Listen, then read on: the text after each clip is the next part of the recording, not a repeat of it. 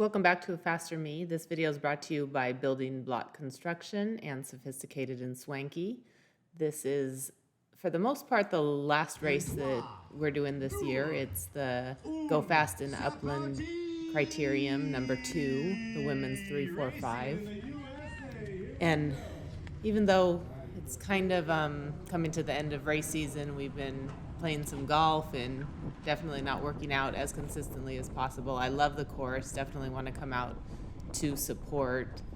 It's an great atmosphere, really spectator friendly, and it was opened up to the threes this race, and I think we have 7 of us racing, so not a big field, but a little bit bigger than the first race of the year, which had 3. I do have a teammate out here, Marlena Bemis, so a little bit of the race will be shown from her camera as well. Yeah, and most people that have done this race, they really like this course. Most people are saying it's basically the best crit course in Southern California. It's not your normal 4-corner crit. I forgot how many turns it has exactly, maybe 8 turns or something like that. A lot of them, or some of them, you can kind of straight line the chicane, but it's definitely not your normal draft fest.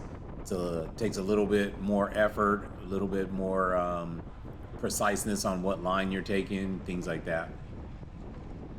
And here you can see the most technical part of the course, the little decreasing radius turn, and then switch back into the very short distance to the start-finish line. Yeah, so that was one whole lap. We didn't really explain the lap, but basically you have a big sweeper right here at the top of the course, or the top of the map, if you see in the top left-hand corner. You have a big sweeper that kind of leads into a fast, slightly downhill right-hander. You can run this pretty wide. Most people won't use the entire course here, but as you can see, you can run into those stalls to the left there, so it's not really a sharp turn. Marlena does a great job of using some of that part of the course later. Here is another chicane, but you can pretty much straight line it through here, run it wide to the outside and carry speed. And this is the fastest portion of the course. As you can see, it's downhill. You can get into the 30s coming downhill here. And then this turn is really fun too, another big sweeper that you can take multiple ways. You can take it as 2 separate turns. You can also carry enough speed and run it as a double apex. And then it's a little interesting, something I didn't think about before, but Marlena does a good job later, and she runs it as a second apex. Hopefully everybody knows and understands apexes, but basically a second apex is not something you're able to use too often, and that's basically where you're going to ignore the first portion of the turn, the first apex of the turn, keep it wide, carry a lot of speed, and just focus on the second apex of that double apex turn. And that's one full lap here. I think a lap is about half a mile, so you get around the lap in a little over a minute. I think we were doing maybe 1:20. I think some of the pros were even sub 1 minute, maybe the fastest lap. Yeah, I think the lap record's like 56 seconds or something like that. Most of the day, though, Ellen launches her attack right here, tries to get off the front. It was maybe a lap or 2 early, but I couldn't exactly remember if we talked about when to go, being on the start of the 3rd lap, the end of the 3rd lap. Our plan was to just try to maybe get a little breakaway early with me, and then when it was brought back, Marlena could go and try to get the victory. So here, just I have a lot of fun doing the corners and trying to give a pretty good dig, but definitely don't have as much separation. There's, a lot of strong women in the field, and I think at one moment, Sarah and I have a little bit of a gap, and are going to maybe try to work together, but it's short-lived. Yeah, that's me right there to the side entering the chicane, and I told you guys had a short gap. It was Sarah was on your wheel, and you guys did have a couple second gap here. Just like you said, it doesn't last long. And honestly, the original plan was to have Ellen established in a breakaway, and Marlena was going to kind of slow down the field for Ellen to get off. And then when the time was right, Marlena was going to try to bridge to it. It did work out a little bit more like Ellen said, where she started a break. And then when Marlena got a chance, she was going to try to go solo later. So again, you guys have a little break here. I think the group might be back on you now. I can't remember, but you know, it's a good job just trying to set off and get a break started.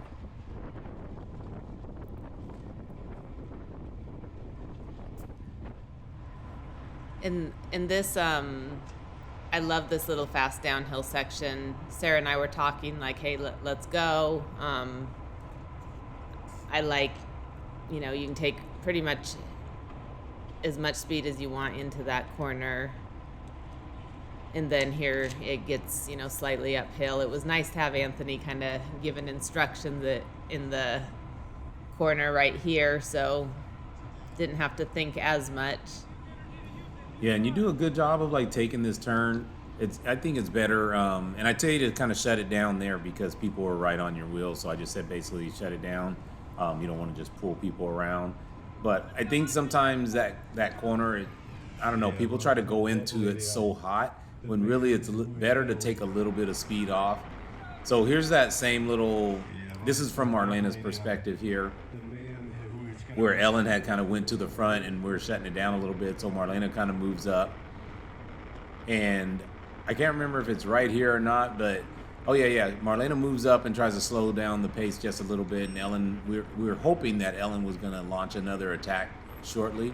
But unfortunately, I think some other people attack before Ellen gets a chance and kind of sets things off a little bit.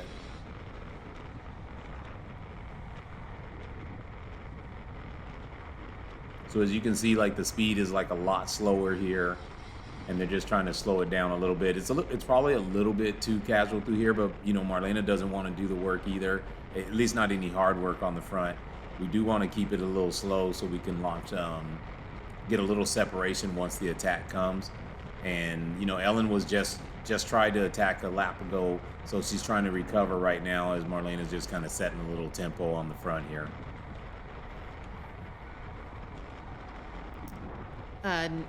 Rider that I haven't raced with before, Sophia, was wearing the purple Go Fast and said she came out of retirement for this race. I think has been doing triathlons, but she was a good, strong racer. Yeah, so you see Sarah cut underneath Marlena there, and Sarah kind of made a little attack here. Marlena covered it pretty well. And a good thing too, so there's Sophia right there, and this is when Sophia attacks and Ellen tries to cover it. Ellen did a great job of covering moves like pretty much all race, and the announcer just announced like this lap is going to be a preem lap as well, so definitely the preems kept things a little spicy also. Yeah, the preem was for Jess Art, a gift card, so shout out to her. She had some coasters with some bike routes on Strava that we got, and she had some art on display. So I think that this is a venue that we would definitely like to see grow in the future. It has, you know, space that you could have a lot more vendors, food trucks, like we mentioned Bounce before. houses. It's very spectator friendly. You can see most of the course from wherever you are on the infield, and you know, hear the announcers on and off as well. So yeah, and if you can see, it's inside of a park, so you don't have to worry about traffic and things like that. You can see all the trees, so there's shade everywhere. But anyway, back to racing. Sophia's really putting in a hard dig there. If you can see, Ellen's chasing her. Ellen was putting in a good dig to try to catch her, but Sophia kind of stalemated her, and it was hard to bring back. So Marlena kind of nukes it here. Puts down a little bit of power, and she kind of runs it back pretty quickly. Runs it down pretty quickly. And I was regularly in too hard of a gear coming up that front straight, and I think, you know, a few times burned my legs out with a slow cadence. So yeah, you can see Sophia faded a little bit here, and she knows that everybody's kind of back on her now. But actually, Marlena right here comes up to her and tells her that, hey, we got a little gap, let's go. Because, you know, again, we're still trying to get a break established. So Sophia picks it back up a little bit. And Marlena just kind of sits her wheel, but she tells her that they got a gap, and you can tell, like, you know, there's a little bit more intensity in Sophia's legs again.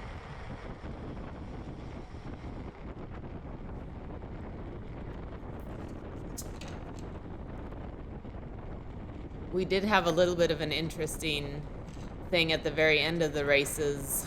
There was a high-speed chase starting, so the barriers got busted. So we were pretty thankful the last race had just finished, because it could have been pretty devastating to have the truck and the high-speed chase out there with the racers. Yeah, and here Marlena just launches right here, the counter. That one is for the preem. 2, she knows everybody's been chasing hard that last lap because everyone was chasing Sophia. So this was like a perfect time for her to launch her attack, and she pretty much gets a pretty good gap pretty fast. So yeah, I don't know. I mean, yeah, the gap grew really quickly. She puts in a good 2 hard laps. Now you can see here how she runs it wide into the parking stalls, and that's perfect to just keep your momentum and carry speed. I think she had a 5-minute power record, or one of her top. Not today. One of her top.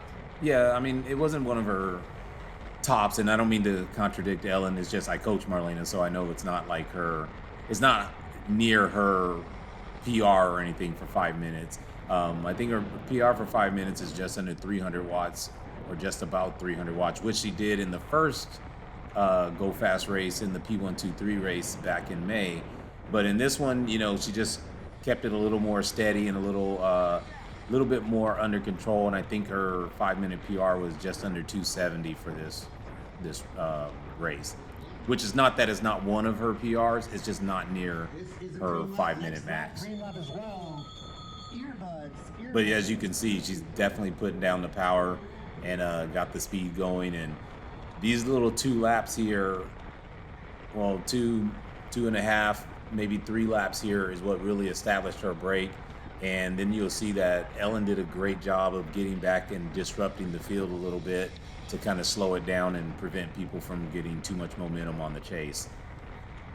And that was a lot of fun, to just race with a little bit more of a purpose and, you know, have a plan and some tactics. So I definitely enjoyed covering moves and trying to stay in good position, which I did a good chunk of the race. There was a few times where I was borderline on the verge of being dropped and had to kind of recover, but just with all the turns, it seemed pretty easy to kind of get back in, and I was able to recover.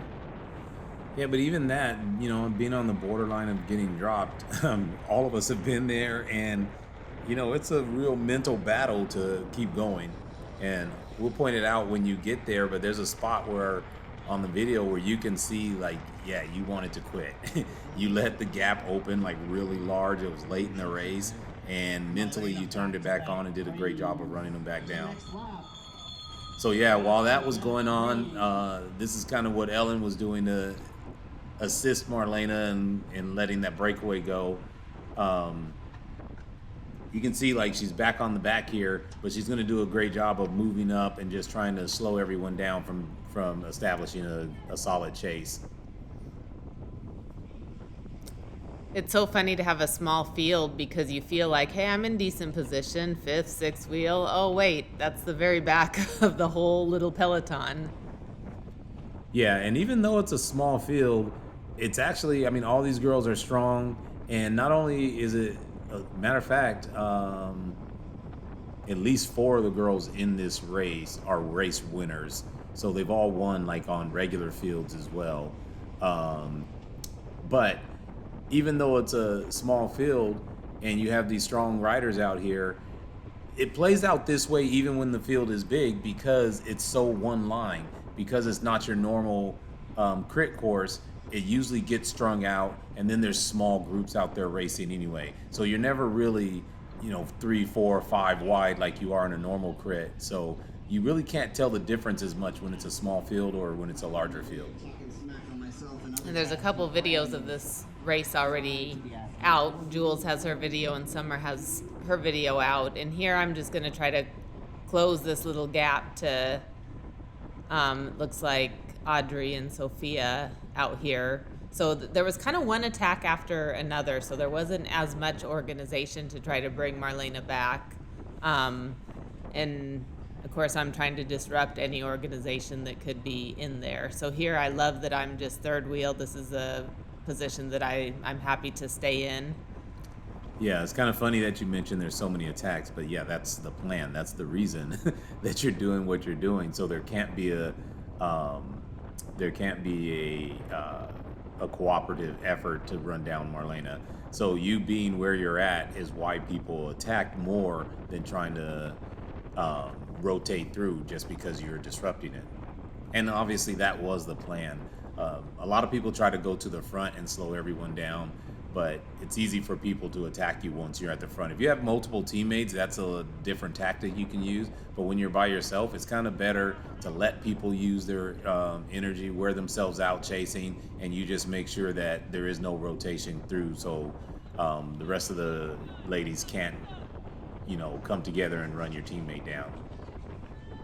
And I was playing kind of mental games with myself of how to execute the strategy, what would be best. I know what Marlena can do for an extended period of time. So at one point I thought like, hey, I can be on the front and do a decent effort and, still make it maybe harder for people to attack. But, I'm not going to be running her down. But then, that makes it too easy for people to attack and I can't see it and react to it. So. Yeah. So those were just some of the mental games I was playing with myself. So here I'm going to try to get back on, second wheel. Yeah, see, and this is what happens when you do that. Not only that, so if you saw Sophia, she wanted someone to come through and you were there, so you should have just kind of sat up. But what happens, what you did when you went to the front, you end up getting attacked and it's harder to catch back on. That's number one. But number two, if you were on the front doing like an effort that's hard enough to prevent people from attacking, you basically would just wear yourself out. So you need teammates to do something like that.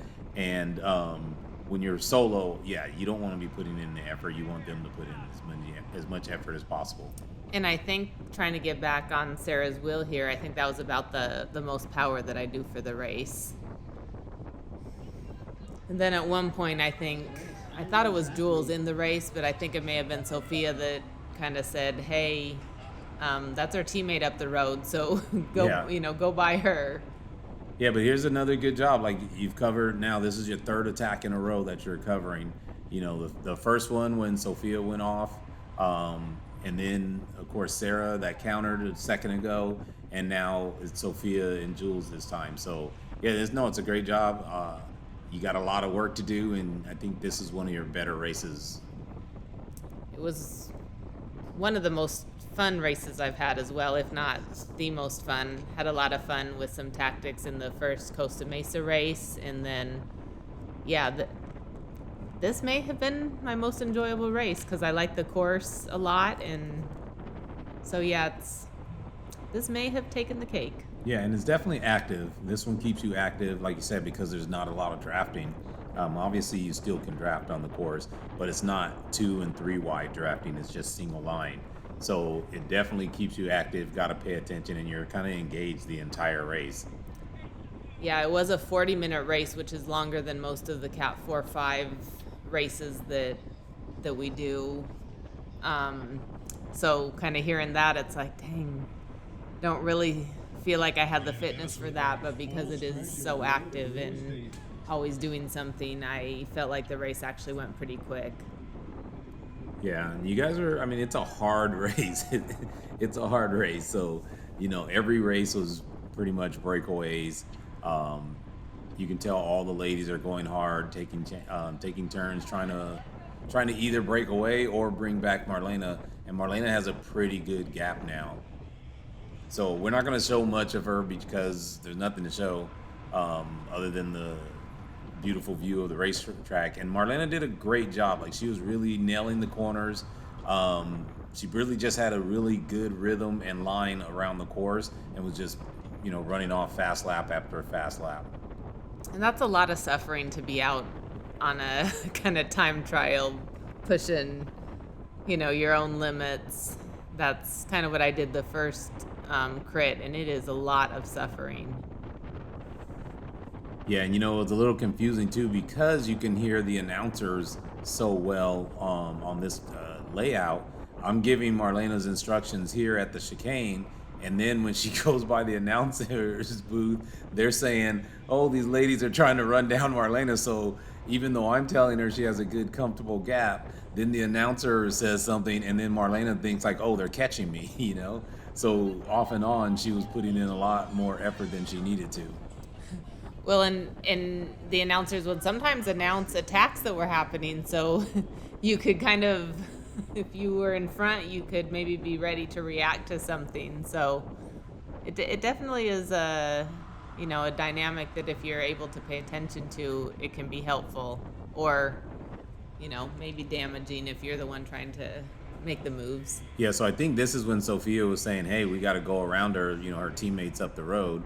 And as Sophia comes around, once again, you do a great job of jumping on, getting second wheel, and just not letting any cohesiveness get established. It was great fun. Yeah, and Sophia says she does, I guess she used to do crits, and she kind of graduated over to triathlons. And she came out to do this one, which she's really strong rider. Obviously, you can tell she has a big engine. I'm sure that comes from a lot of her triathlon training and stuff like that. But yeah, it's good to see new to us riders out here. And she was friendly, which is always a bonus. So I think, it's nice when you can be competitive and also friendly. Yeah, we all enjoyed. It's pretty warm. It says it's only 70 right now, and this is a 8 a.m. race. So it got pretty hot for the day. So we all enjoyed a little bit of ice cream after the race. And there goes Summer with a little attack. Great to see her out here attacking. I think a lot of the races she just kind of sat in. So she had a couple of attacks that she said kind of came out of nowhere. So that was fun. And you can tell that you're lagging a little bit now, just from covering so many moves. Your legs are a little bit dull right here as Summer went through. You can see you just took a drink in your shadow. I think honestly, because it looks like you almost ran into the curb there, it probably would have been better to take a drink here on this straightaway. I think you'll see Jules do it in a second as well. Yeah, you can see Jules getting her bottle out. So yeah, I'm not sure the chicane was the best place to try to reach for that water bottle. Hey, all's well that didn't end. Ended up well. Yeah. Because here I am trying to recover.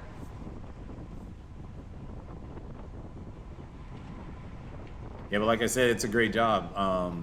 Because the way you guys are doing it, or the way you've forced people to do it, one person is putting in the effort for, a lap or whatever until they wear out a little bit.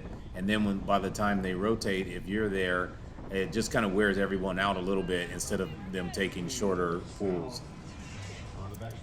But I think here is where I kind of misled you, or I told you something and you kind of misunderstood what I was saying. Because you're on the back of the peloton, I asked you to move up just a little so you can still be second wheel, third wheel, and you went straight to the front. It wasn't really intentional. It just kind of happened. And this is where I think I was saying, maybe I should do a sweet spot effort in the front, which you'll see is not a good move. It's too tiring. But yeah, it's just, I haven't been in this position too many times of having a teammate up the road and covering moves. So there still is some growing, even if it's something I might know in my head. Actually executing it is different. Yeah, and of course Sarah came through with another attack, and you were able to cover that one. Yeah, like I said, it's a hard race. You'll see like everyone put in effort on this race. I don't think anyone finished the race and was like, oh, I was just sitting in. Yeah, it's not really possible on this type of course. Not only because of the numbers, but it's really just because this is it's basically like a single track crit course, basically. And Sarah has a pretty nice fast cadence through here, which I definitely did not most of the time. Yeah, I think here, going back to the front again, you just kind of don't want to be here. And I know what you're saying, you're just putting in like a sweet spot effort, but that's, you still have 20 minutes to go or whatever, 16 minutes to go, and that will wear you out pretty good. So yeah, this is Marlena here, just still rattling off, really fast laps. She takes it kind of wide here, which is, again, an approach I kind of like for her just when she's by herself. But yeah, there's a guy on the course here just kind of casually riding, and Marlena kind of gives him the WTF, you know. He's like basically right in her line, you know, and she's pushing the pace a little bit here too. So she's like, dude, come on, you know, like get off the course.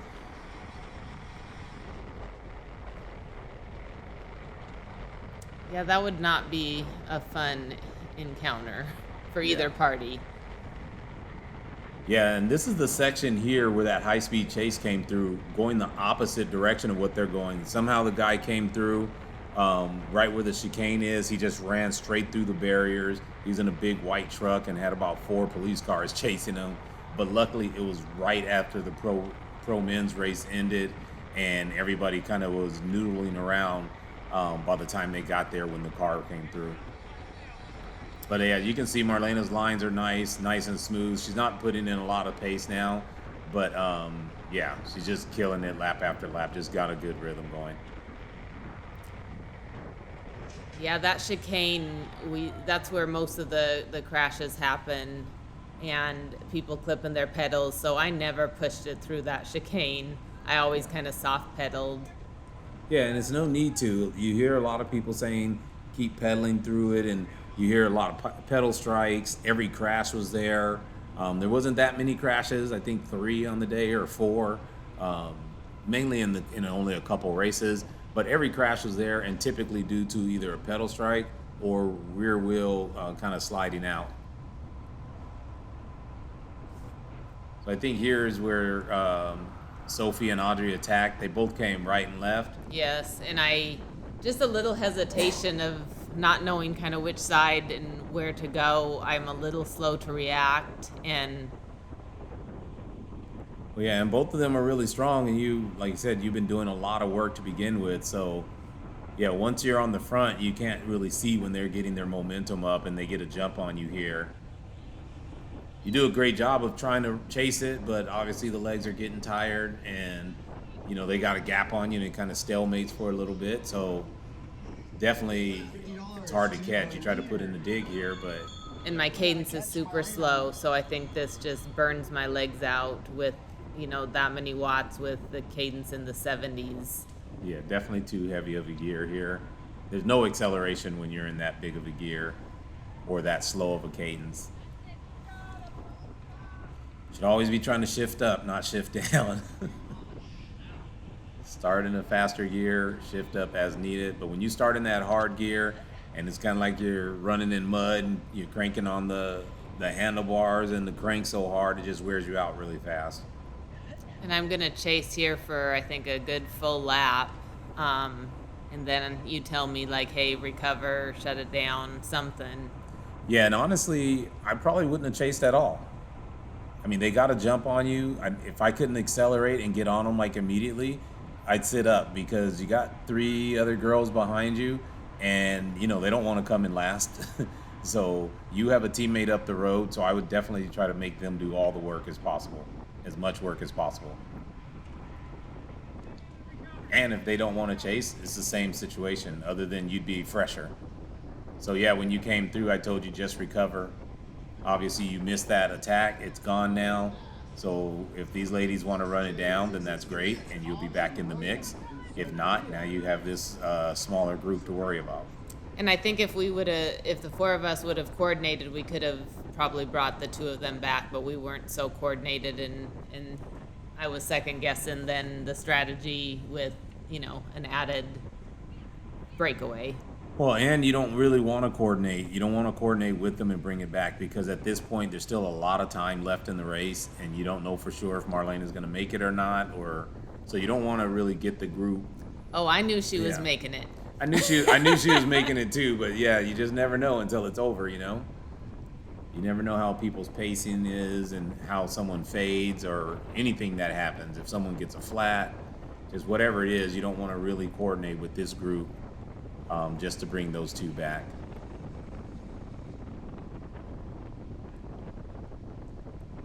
But I think it's a great job again here, just taking a rest for another lap and, you know, recovering. Yeah, I do have a pretty high heart rate. Anything in the high 160s to 170 is pretty high for me. And here I have a little bit better cadence coming through this time. Yeah, you can see they're all spread out here, so definitely not coordinated if everybody's pushing their own wind. There goes Summer again with a hard dig. Yeah, I think it's a good job, like trying to run them down. But you know, Audrey and Sophie both are really strong. So, and and they both do triathlons, so definitely they have some sustained power.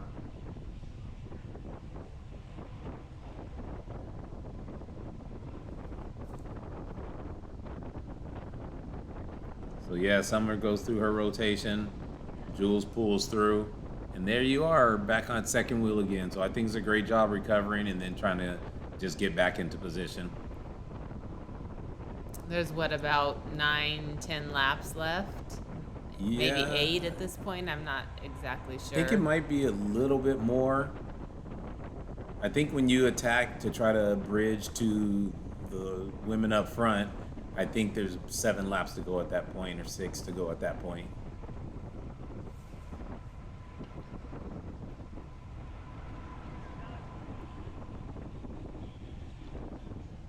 I think that was your worst corner right there. the worst time that you've taken it, or the worst way that you've taken it that time. I'm not sure I took it great ever, but in here I'm just going to do an attack to try to maybe bridge to them. Definitely, if people were going to come with me, they were going to pay a price to follow that attack. So I'm just going to put in a dig, and I think I saw them kind of splitting. It's hard to see on the video, but there was a little bit of gap between them, so it seemed like maybe, I think it was Audrey was getting maybe a little tired. So I was just hoping to get to them, but then I think... Well, they're just right there in front of you now, so they're only about 50 yards in front of you. So you are pretty close to them, but like I said, they're strong and they're going pretty fast, so yeah, it's a big effort here. Yeah, a heart rate of over 170, 172, that might be my highest for the day. Yeah, so I think there's 7 laps to go now, and when you come through here, I tell you, yeah, if you can bridge, go ahead and go for it, because you had a gap between the riders behind you here. But yeah, after chasing for a lap, yeah, it's going to be a little too much for you. Yeah, again, all those efforts that you did earlier in the race of covering moves, they all are taking their toll on you right now. And it is really hard to make up, ground to bridge to somebody. So even if it seemed like they were getting smaller, now that ship has pretty much sailed.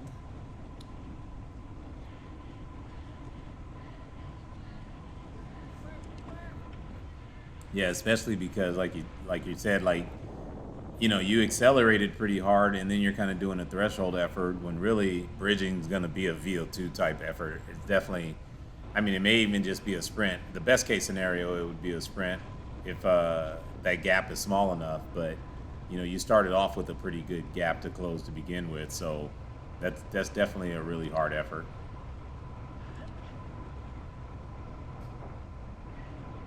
And you can see they're starting to extend the gap again now. Well, and I've shut down, my watts are not as high. Well, then a little spike to go around here, but I'm pretty much done. Yeah, and I think the girls are back on you again here, so I tell you just to sit in and recover, don't chase.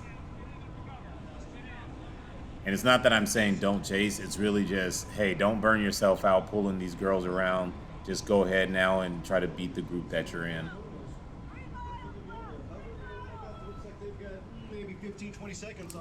And when you said, hey, just sit in and recover, everyone hears that, and Jules took the opportunity to attack, and you see I'm getting dropped. Yeah, and we were laughing with Jules after that. I was like, Jules, I know you heard me tell her to recover, and that's why you attacked, which is great. That's what you're supposed to do. But yeah, here's what I was talking about earlier, where you can say, where I can see mentally you kind of quit here for a second, but then right here you're like, no, I'm not quitting, and you give a effort and pick your pace back up again. And but yeah, it's really hard. Like mentally, your body wants to quit. Technically, we have what's called survival reactions, and our body is always telling us to quit anytime it feels danger, fatigue, pain, whatever the case may be. And you have to mentally override what your body's kind of built to do by keeping us all safe and just trying to fight off those survival reactions. Thank goodness for all the corners on the course, because that helps me kind of be able to get back to the group.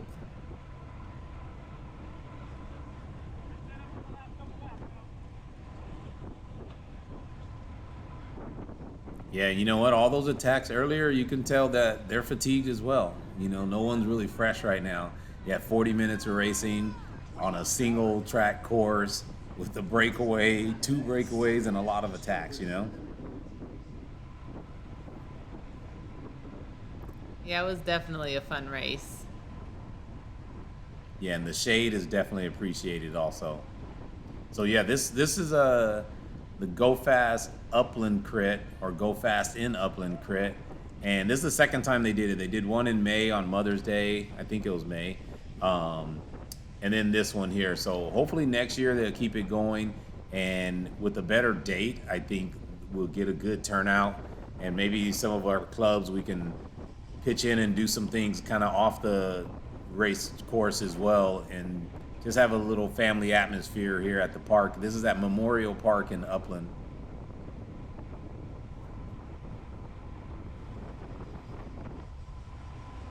I've got some good recovery here. My heart rate's down in the 150s.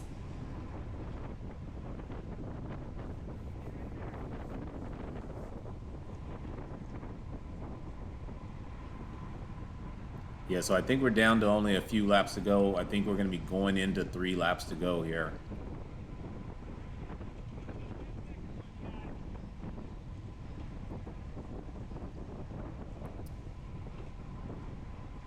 I'm gonna guess that there's 4 laps to go, because I think Summer does a big pull right before 4 laps to go, ladies. 4 laps to go. Right before you go. right before I try to attack, and I think I go with 3 laps to go, so I'm pretty sure there's 4 Well, laps there's to go Summer right going here. right now.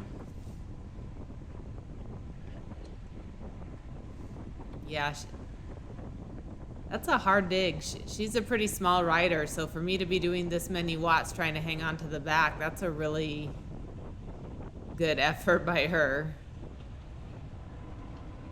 Yeah, and see here, I think I would have made Jules do this effort, but I know it's hard because it's late in the race and you can't tell, like, is she not doing the effort, or is she getting dropped, or is she gonna pull it back? So then you go by, and of course she jumps on your wheel, but it's always one of those deals to where, like, do I sit and let her do the effort? But yeah, of course, what if she's getting dropped, right? And then these 2 girls would get away as well. So you came by and did the effort, kind of pulled it back a little bit, and Jules is on your wheel now.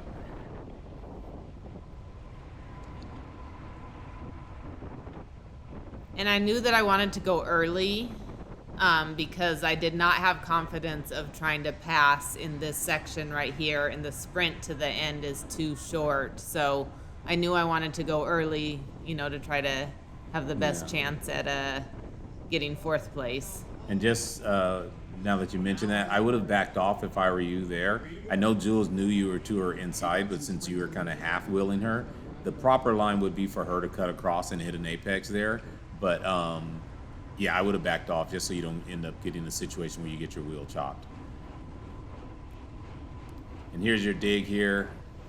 And I think it was perfect timing again going around because Summer had did the effort to begin with, and Sarah covered her first effort.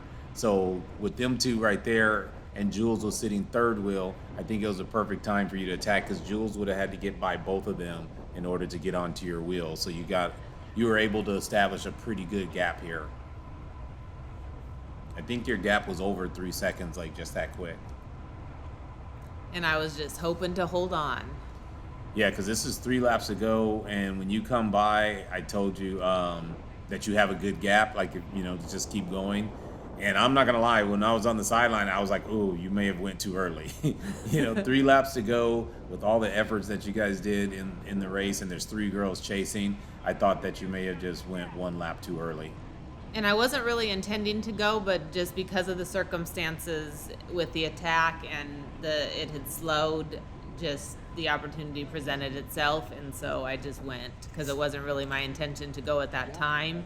Just how kind of the cards played out is what I responded to. And it worked perfect. When everybody's tired, you know, that's the best time to test their legs. Because you got to think, if you're tired and suffering, chances are other people are as well. Yeah, now that you're solo too, I mean, your cadence being in the 80s, that's manageable. I mean, you're not usually a really fast cadence person to begin with. 90s are kind of like high for you a little bit. So yeah, I think you have definitely a good rhythm when you're riding solo here, and being able to stay connected and still keep some good power going. Yeah, that's the difficulty, is if you're behind someone, sometimes I don't shift enough, because if it slows more than you would by yourself, that's when I ended up getting bogged down too often. You know, it's easy by yourself, you kind of know what you can do, and I had about a 2-gear shift. You know, going up the hill it was down 2, and going down up 2, but with other people it probably needed to be more.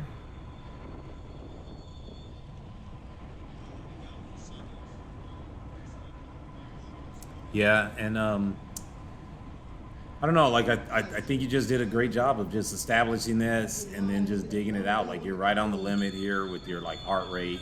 You're doing a threshold and VO2 effort.